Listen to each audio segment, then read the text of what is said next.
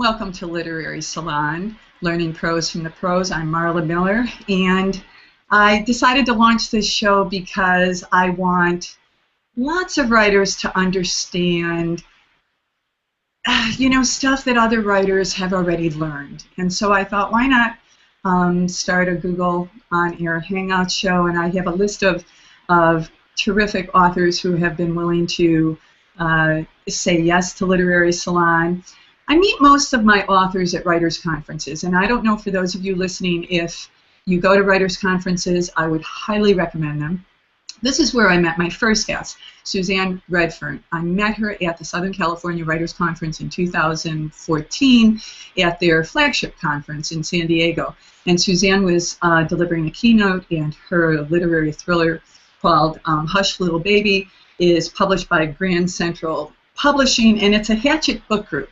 And I could go on and talk about the incredible reviews that this book has gotten and the compliments that this author has received, but I'd much rather have her start talking. Suzanne, welcome to our show. Thank you, Marla. Thank you for having me. I'm thrilled to have you. Okay, so I want, because I've been hanging out with writers for decades, and I'm not quite sure how long you have, because your first profession was you have a master's degree in architecture from Cal State in Pomona? Yeah. And so you have a master's degree, and you decided to put that on hold while you had a couple of kids. You live in Laguna Beach with your hubby and your children. He's in the restaurant business, so that must be fun. It also explains one of the plot points in Hush Little Baby, because our protagonist finds herself a waitress in a restaurant. And so what I want to talk about first, Suzanne, is how did you get from architecture to novel writing? I'm what you call an accidental author. Okay. I certainly did not set out to be an author. I thought it was one of those careers that, I don't know, just didn't seem like it was something that real people did. I was an architect, and I literally sat down one day with an idea for a story. It had come to me, and I started to write, and I thought, oh, this is a bucket list endeavor, something that I'm going to do, because everyone says they're going to write a novel, and surprisingly, it just kind of spilled out of me, and it was terrible. I mean, the first novel was really, really bad, but it was, I had opened Pandora's box at that point, and I went, wow, that was really something else, to fall into this other world. And I kind of fell in love with it at that point. And that's when I started to develop the craft, when I said, okay, well, if I'm going to do this, I can't do it this poorly. So, I took a couple classes, and I bought everything I could find on writing. Yeah. That's what I was going to ask you. So you have a master's degree in architecture, so you are a very schooled woman. How much schooling did you do for learning the art and craft of novel writing? None. I took one extension class, which was more like a writing group, where we would like share our work, which was very harrowing. It's very hard to share your work when you feel like you don't know what you're doing. But I will say there is so much information out there for writers, and if you can find those writers or the authors that are writing about writing that connect with you. Truthfully, you can find, you just have to be very disciplined about saying, I really don't know what I'm doing, and I need to learn it, and to be humble about it and go, you know what, I'm starting at this point where I don't know a whole lot, and I'm going to open myself up to learning as I go along, and I'm still learning. I still have a long way to go. I read great writers, and I go, oh, I want to get better. Well, I will tell you, given the reviews that are all over your book jacket and also on the website, in fact, maybe we could share the website. And again, for our listeners, this is, Marla Miller, the writer, editor, and neophyte techie. So let's see if we can get Suzanne's website up on the screen. Did we get it? It's there. There it is. Let me do this. Yeah. And so for listeners, go to her website, and you will read accolade after accolade about Suzanne's writing prowess. And so then, frankly, Suzanne, for you to tell me that you have not been highly schooled is surprising, because this is, Hush Little Baby is defined as a literary thriller, and not by you, but by people who have had many awards and couldn't put this book down. So I'm shocked that it did not take you as long as it takes, you know, most of us to even master the craft. So well, that come easily. I did work very hard, because I will say to all those writers out there that are hating their work, I want to encourage you that it starts off very poorly, and it's a lot of massaging. Let's talk about that first novel. How long did it take you to write it? Where is it now? Okay, so the book was very quick to write, and people are going to go, oh my gosh, but I really was working 24/7 on it, so it took 4 months to write. But this is my 5th novel. This is the first one to get published, but it's my 5th novel. So, yes, thank you. I don't want everybody to go, oh, well, you know what, that's impossible. But, you know, I hope what everyone takes from this is that you just need to keep writing and keep writing and keep writing. And, yes, the idea for this one flowed very quickly, but I didn't immerse myself in it very heavily. And then, of course, the editing process beyond that first 4 months is a very long process through through Grand Central and through my agent and all that stuff. You know, it was Hemingway or someone, you know, iconic, who, when people would ask him to read a novel, he would say, how many drafts is it? And, no, he would say, how many novels have you written? And if they didn't say at least 3, he would automatically say no.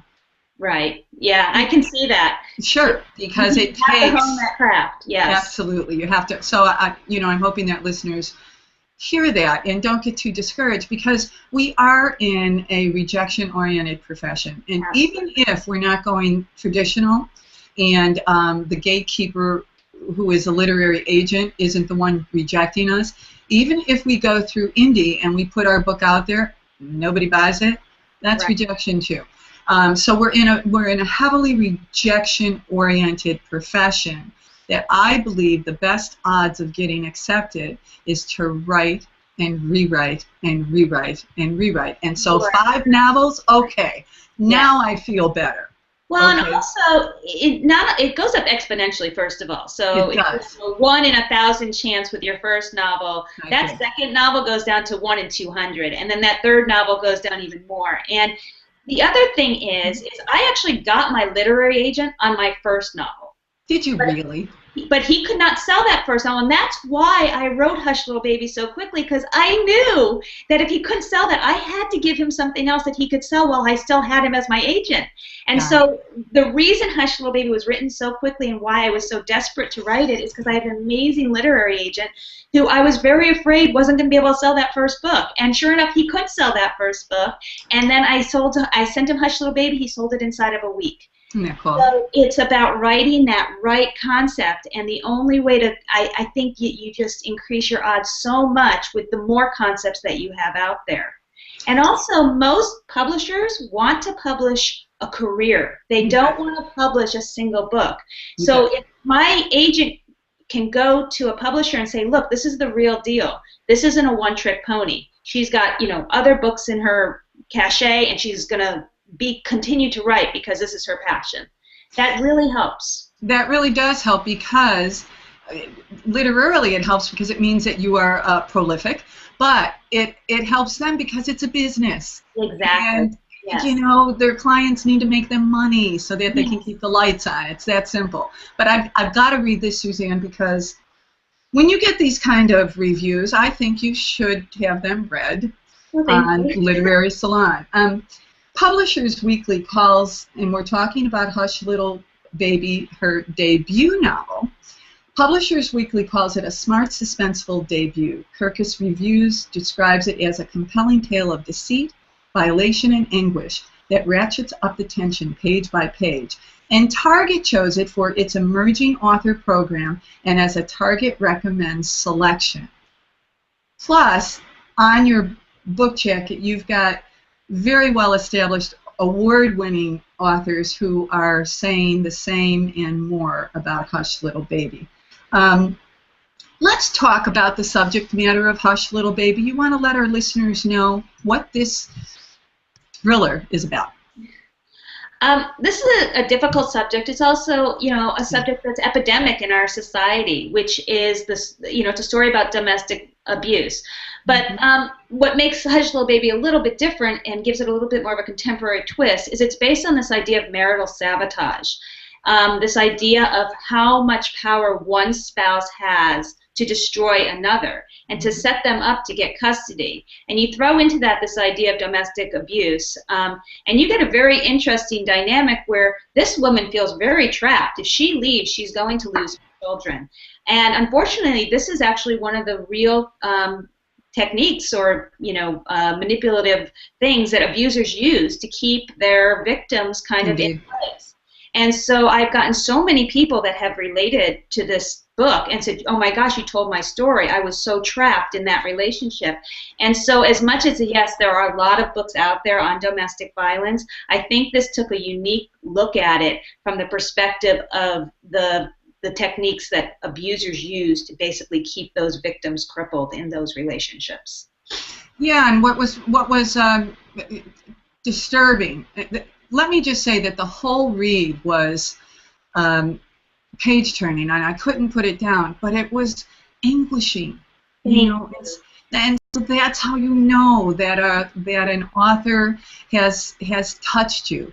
I was so worried about her. I was worried about her children. I was worried. I was just worried throughout, and everything that she did, because I know quite a bit about this subject matter, and also about the abusers. The more sophisticated, the more tools they have in their tool belt, frankly, the more dangerous it becomes, because they have no checks and balances. Absolutely. And that's what you captured in Hush Little Baby.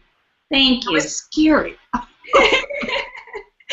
was scared. I really was. Scared for her too as I was writing it. And I can see why you cried. And so how do you do? We talked in our pre-interview just a little bit about actually novel writing being somewhat like being an actor, a good actor who just absolutely absorbs the character and becomes that character. And you really do have to become that when you're writing a novel that touches people's hearts. And so you had said that your son walked in on you one day and you were crying and he went, "What's wrong, Mom?" Yeah. So take it from there. I didn't realize that this is what writing was, and I think maybe that's why I fell in love with it so much. If you really feel like this desire to write, hopefully you have this desire to tell stories, and hopefully that comes from some inner place where your imagination can literally take over. And I actually really become these characters. I felt Jillian's pain. I want to make it very clear, I have a wonderful husband. He's not abusive in any way. I have not lived through the horrible situation that Jillian lived through. And yet I felt her angst. Now, part of it is I did a lot of research, so I read a lot of first-person testimonials and things that definitely viscerally affected me. But in reading those, I think somehow I was able to create this character that was kind of this compilation of all these different things that I had read. And I know who Jillian is. She's as three-dimensional to me, Marla, as you are sitting there talking to me. And it's interesting because people will say, "Oh, Jillian's like you." And I'm like, "Oh, no, she's not." Because to me, she's this other being that is very, very real. And, of course, as you had mentioned in our pre-interview, I write first-person present tense. I think every writer has to kind of find that voice. And it might change from novel to novel. For me, first-person present tense really allows me to be in that moment with that character. And as you were saying, to kind of channel her persona and become that person. And so let's talk a little bit about that aspect of that element of craft, because for me, Suzanne, I really do understand how difficult it is to write first-person present tense. It's very difficult to execute that. To execute that through 350 pages of a novel. You did it effortlessly, and it also, though, for me as a reader, was a device that kept me at the edge of my seat. Yay. And so here's what I want to talk to you about, and hope that our listeners can track this, that you are described as a literary, this book is a literary thriller. First of all, did you start out saying, "I'm going to write a literary thriller"? No. Okay. And I think that was one of the big problems with my first 4 books, as well as Hush Little Baby, is I don't genre write. I don't really say I'm this type of writer.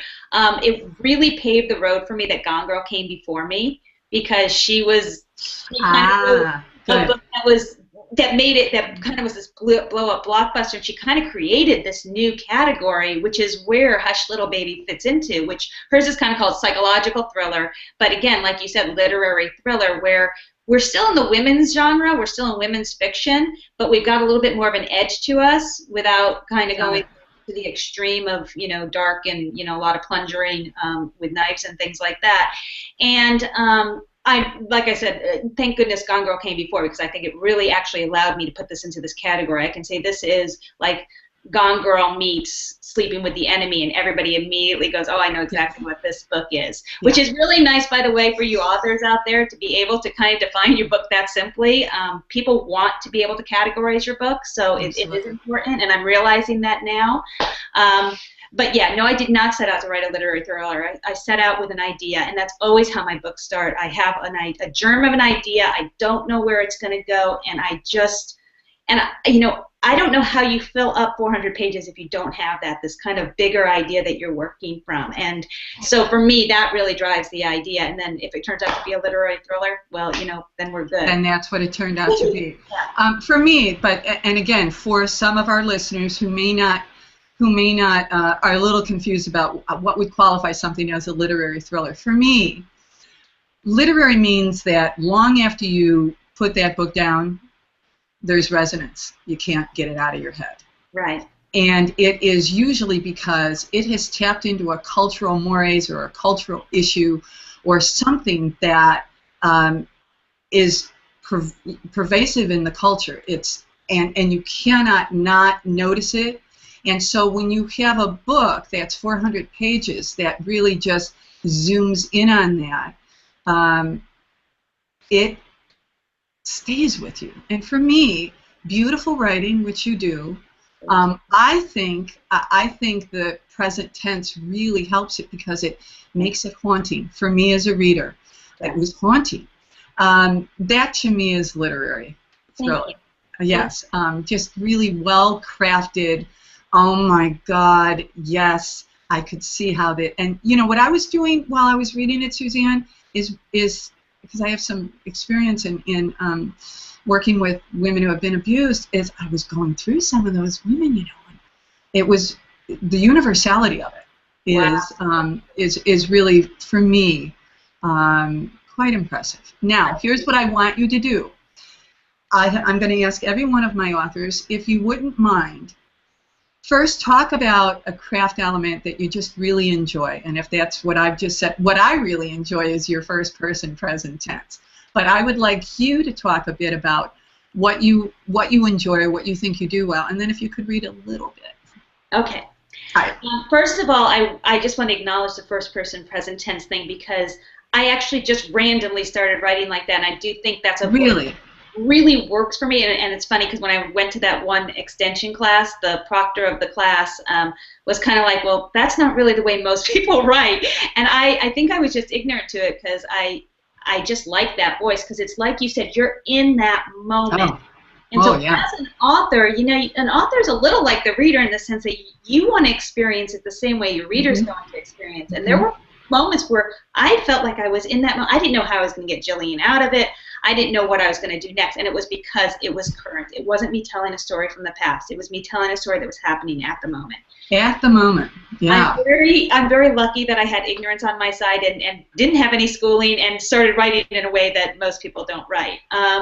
That's interesting, because really, if you did go to an MFA program, they would probably discourage you from using that initially. They would say, work up to that.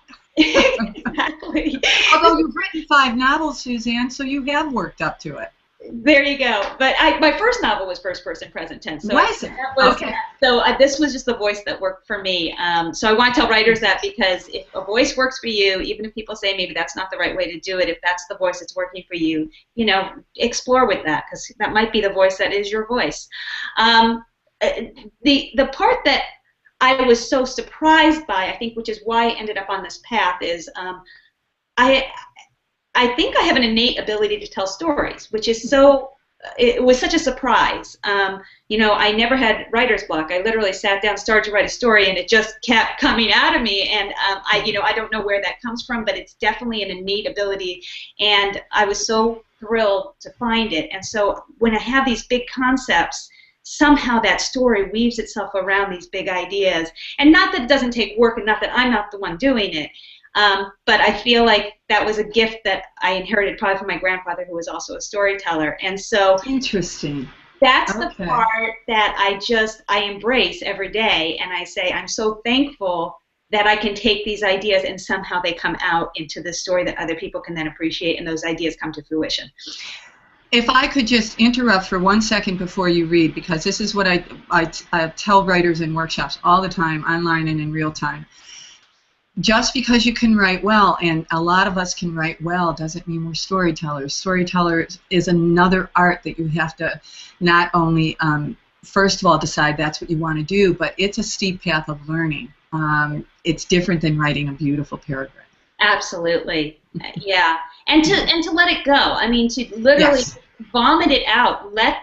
Don't worry about your craft. I mean, if you read my first draft, it's horrible. But, you know, I allowed that story to tell itself, to just come out in a million different ways, and then I find where that story actually is within all of that. So don't criticize yourself. Just throw it all out there. Let the story happen, because you can always come back and work on craft. But story is something that grows organically. You know, the old famous, just throw up or bleed on the page and clean it up later. Exactly, and that's exactly it. Yes. So I'm going to read a very short, because I don't want to keep you here with my reading. Oh, I'm digging it. So you just go ahead. And read. This is a short passage, but I love it because it's literally from like dead middle in the book, and the story started off with 4 lines that I'd written on a cocktail napkin when I was out with a girlfriend, and it was marital sabotage, custody, evil appears good, good appears evil. That was it. Those were the only, and I was like, there's a story here, and I wrote those 4 lines down, and thank goodness I did, because I think it drove the entire story. And what's interesting is halfway through the book, when I was rereading it for its final copy, and I was like, oh, look, there's the story right there on like page 157. So I'm going to read this little passage. Okay. This is when Jillian's already on the run from her abusive husband, and with her 2 kids. With her 2 kids, and her very cunning, very sadistic husband is literally right on her tail. I return to the car and try to rest, but my thoughts won't allow for sleep. I'm doomed. Like a chess game already destined for checkmate, Gordon's 3 moves ahead of me and has set me up perfectly. How easy it is to sabotage a life. For a year, he used my vanity and pride to my own demise. While I've covered up his abuse, his deceit, his lies, he took every opportunity to flaunt, exaggerate, and advertise every mistake of mine. Like a magic trick, the illusion is seamless and unchallenged. And without another explanation, it's believed. Even my mom believes it. And when enough people believe the perception, it perpetuates itself. PTA gossip, playdate whispers, little league bleacher talk, until the deception becomes the reality. And there it is, those 4 lines. And there it is. Yeah. And that's what I love, is that I didn't purposely put that in there, and yet there it was on page 157, those 4 lines on that cocktail napkin. So that begs the next question, Suzanne Redfearn. What are you working on next?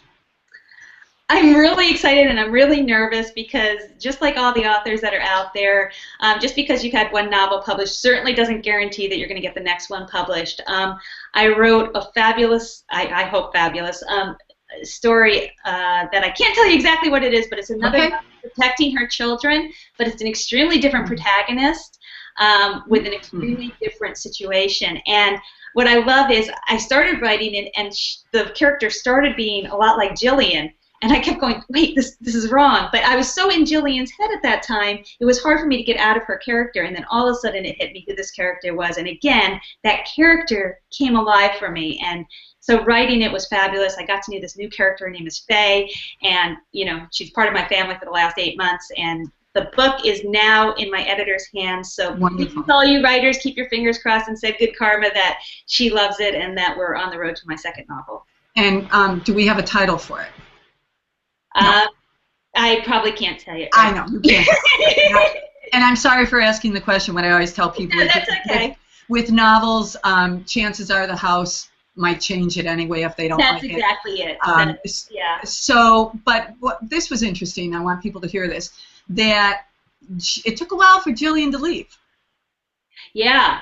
And for Faye to take over. Yes. And so, did you write these books back to back? Did you have a little space between them? Because I know that Hush Little Baby came out in October of 2013. Right. So just a little bit of that, and then I won't keep you any longer.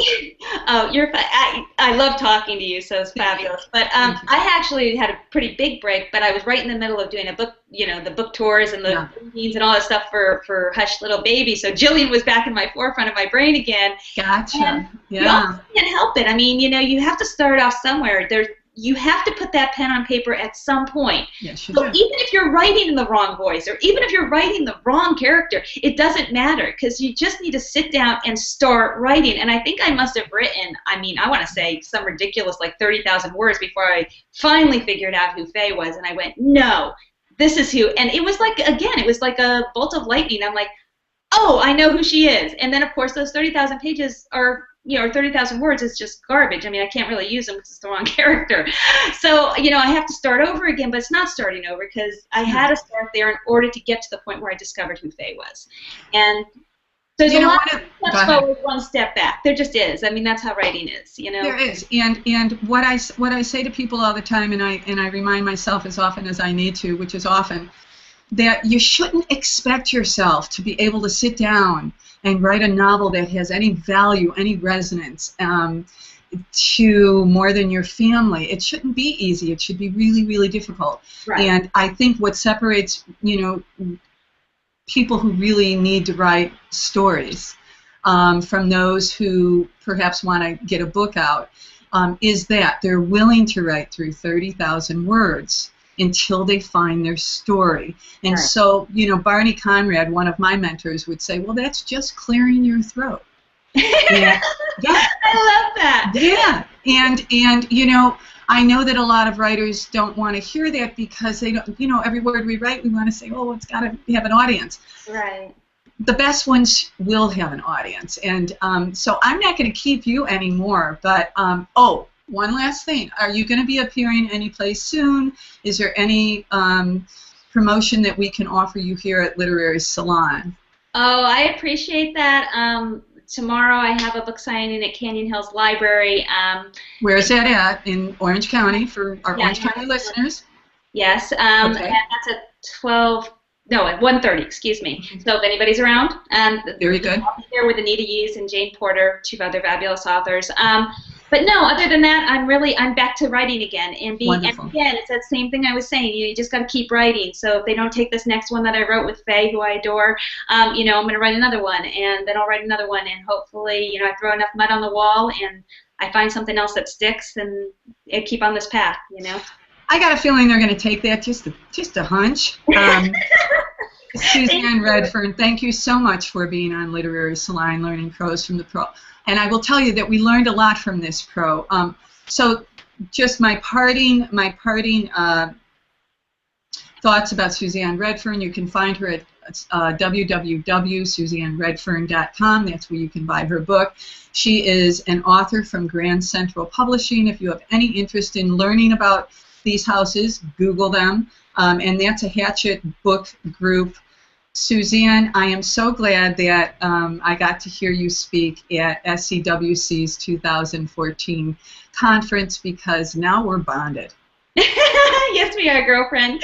Thank you very, very much for this interview, and it'll be up soon, and we'll be sharing it with the world. Thank you. My appreciation. Bye-bye. Bye.